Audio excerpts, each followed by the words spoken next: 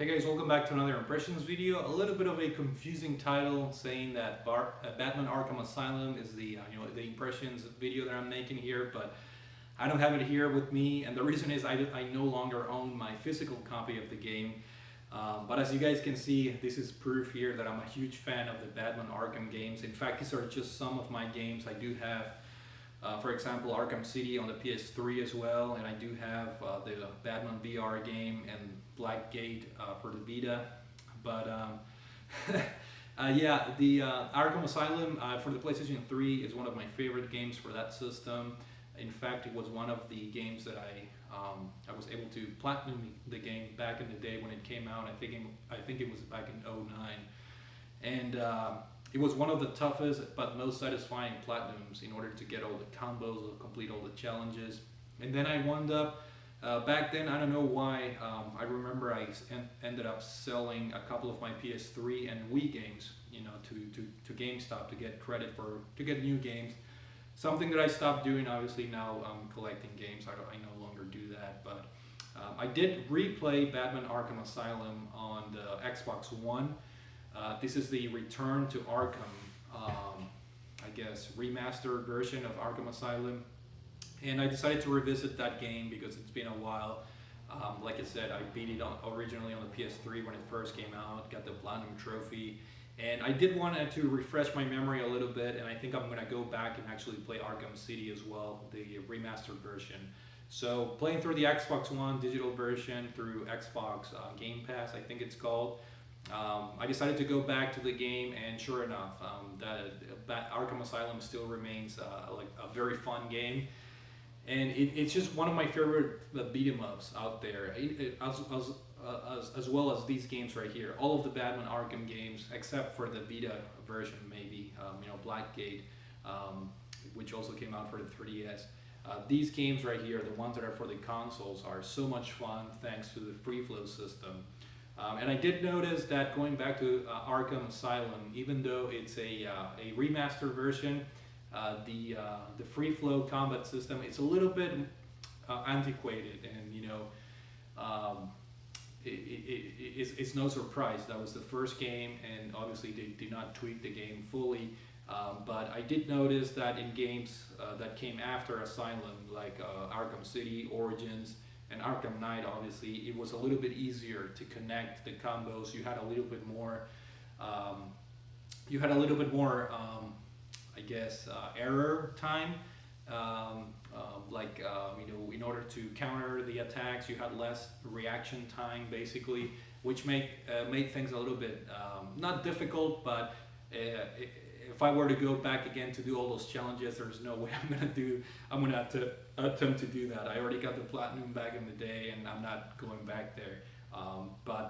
Yeah, it was a little bit hard because I thought that the timing, it gives you less error room. Basically, you have to be faster, more accurate, and have better reflexes. In my opinion, these games right here, they give you a little bit more leeway, a little bit more room in order to fight. But it did surprise me going back to Batman Arkham Asylum, because I do want to do a Batman Arkham series discussion, since I already beat all these games, including Blackgate for the Vita. Basically right now the only one that I have not beaten is the VR game, which technically it's part of the Arkham series, but it's kind of like a side game. But I do want to play that, and after that I'll probably do a serious discussion just to pick which ones are my favorite. And this was the perfect time to go back and refresh my memory playing Arkham Asylum. And the game, I do have to say, versus the newer entries, that game does have a little bit more of a Metroidvania, a 3D Metroidvania type of feeling to it, in the sense that you have to go back to places that you already visited, and there's a lot of going back and forth through the same areas. And it did surprise me how much contained the game was. Back when I played it, I think it was back in '09. That game felt pretty big. Even though it's only one place, the asylum, you have the different facilities, like the clinic, the prison area, and things like that. even though the asylum has different buildings, the game back then felt pretty big. But now that I went back to it, and everything was very familiar, obviously. But after playing these games right here, where they have the open world mechanic, Asylum felt very very small, and I think the fact that I already played the game once, obviously made me think that the game was very small. And I don't know, Asylum was among the top games in the Arkham series for me personally. But after replaying the game, I'm like, I want to replay these games again, and I think I'm gonna do Arkham City again next. I'm not sure if I'm gonna beat him, but Asylum was like near the top, perhaps my favorite, because I have so many fond memories of playing that game, getting the platinum trophy, basically mastering the game, because that's one of the satisfying things in getting the platinum in games like this, is that you truly have to master the combat system, the free flow combo system. You have to have excellent reflexes in order to have everything work. And so it was a very satisfying platinum trophy to get. And now that I go back and look at it, there's something that didn't feel quite right. I mean, the game, don't get me wrong, is fantastic. If you guys have not played it, I highly recommend it, because the combat system, even though it's very easy to pick up and play, it's a beat 'em up with basic combos. You can keep mashing basically one or two buttons in order to get the combos right. The fun in this game is mastering the combo system, trying to figure it out, the variety, trying to figure out what gadgets to use during combat, and of course.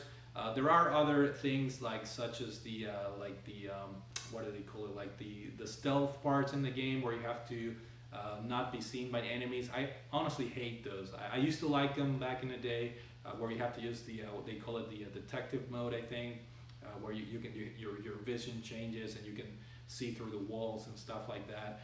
I really dislike those areas because they're very slow. You have to plan accordingly. But I remember back in the day, I had a lot of fun setting up traps and explosives in the path of the enemies, circulating the rooms, and things like that, trying to figure out how to stealthy, not being seen and whatnot. But in my second pass around Arkham Asylum, I was like a little bit frustrated with how slow those sections are in the game, and it was a little bit frustrating. But another thing to note is I'm not a huge superhero fan, let alone Batman. I'm not really a comic type of person. I have not even watched all the Batman movies out there, and I don't really go and see like the Avengers and all that. I'm not a big fan of superhero movies, but I do have to say that I'm a big fan of the Batman video games, and not only the Arkham games, but going back to the Super Nintendo, Batman Returns. That's one of my favorite Super Nintendo games.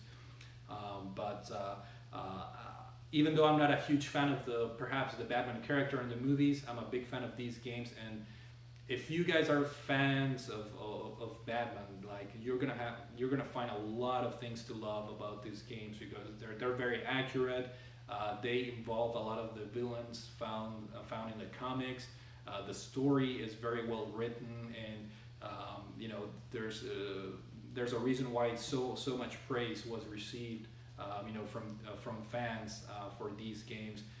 It's very fun, dealing with characters like the Joker, Bane, Poison Ivy, characters that are recurring from different movies and different comic series. And these games, they do a fantastic job of celebrating the Batman, different characters, and Arkham Asylum does a very good job.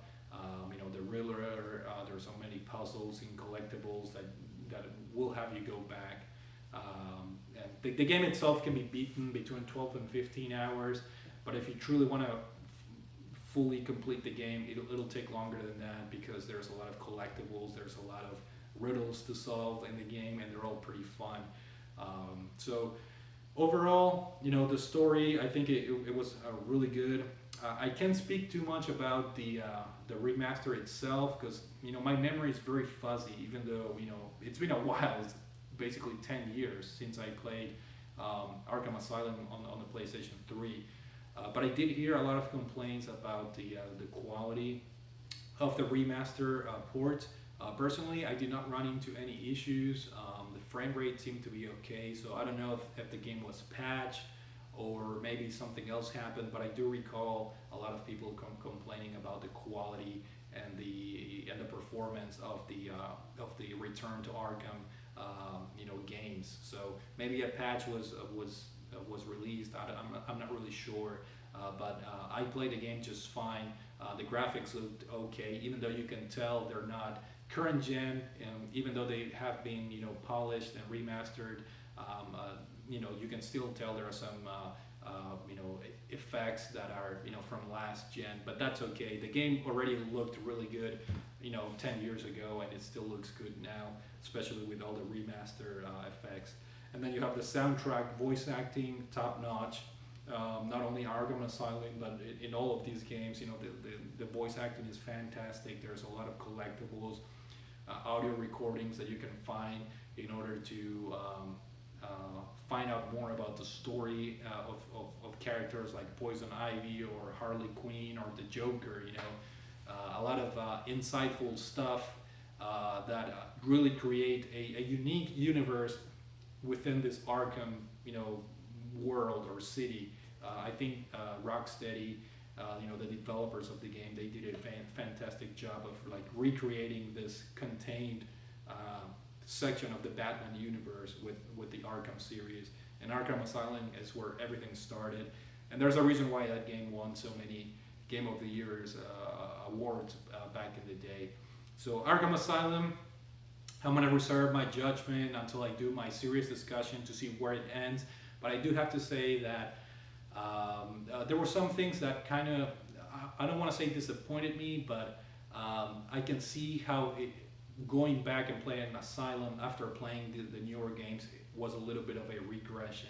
I think these games offer more, obviously being open world, but nevertheless, Arkham Asylum still remains a fantastic game. If you guys have not played it, highly recommend it, more so if you guys are a fan of comics or superheroes and whatnot. I think it's a fantastic game. So that's it for now. Hopefully you guys enjoyed this video.